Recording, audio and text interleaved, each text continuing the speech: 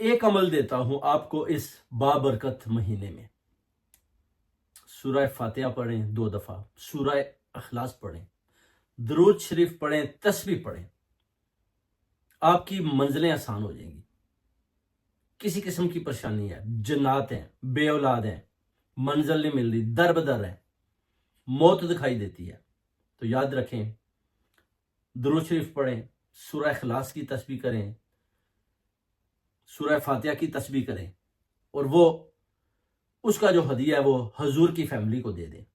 ان کی بیویوں کو، ان کے بچوں کو، حضرت امام علیہ السلام اور حضرت امام حسن علیہ السلام کو دے دیں۔ پھر آپ دیکھیں کہ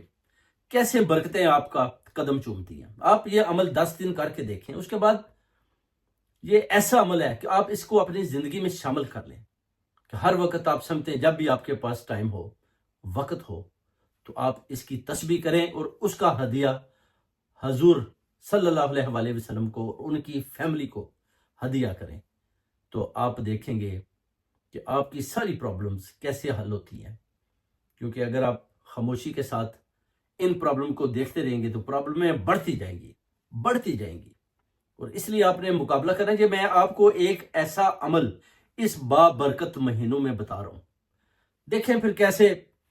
نور و نور آپ ہوتے ہیں اللہ تعالیٰ کی رضا سے، کیسے برکتیں آپ کی طرف بڑھتی ہیں اس بابرکت مہینے میں۔ یہ عمل آپ نے 10 دن کرنا ہے، اس کے بعد پھر آپ دیکھیں گے کہ آپ اس عمل کو اپنی زندگی کے مطابق ایک معمول کی صورت میں کرتے جائیں گے، کیونکہ آپ کو اسی وقت اس کا رزلٹ سامنے آ جائے گا اور آپ کو پتہ چل جائے گا کہ کامیابیاں میری قدم چوم رہی ہیں اور اللہ تعالیٰ کی ذات ہر موڑ پر میری حفاظت کر رہی ہے، اور میں جدھر بھی جاتا ہوں اللہ تعالیٰ کی ذات کی نظر میرے اوپر بھی ہے، مجھے بھی دیکھ رہی ہے، فرشتے بھی دیکھ رہے ہیں کہ یہ اللہ کا بندہ ہر وقت اللہ تعالیٰ کی تسبیح کرتا ہے، اللہ تعالیٰ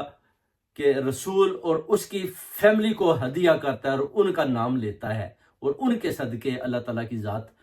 آپ کی پریشانیوں کو بھی ختم کرتی ہے، اور آپ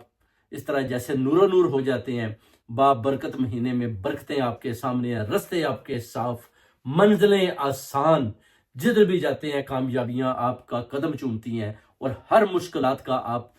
بڑے تہ دل کے ساتھ مقابلہ کرتے ہیں، اور رستے بھی آپ کو کھلے ملتے ہیں۔ یہ سارا عمل جو ہے نا، یہ ایسا عمل میں نے آپ کو بتایا جو آپ نے کرنا ہے، اور اس کو بار بار کرنا ہے۔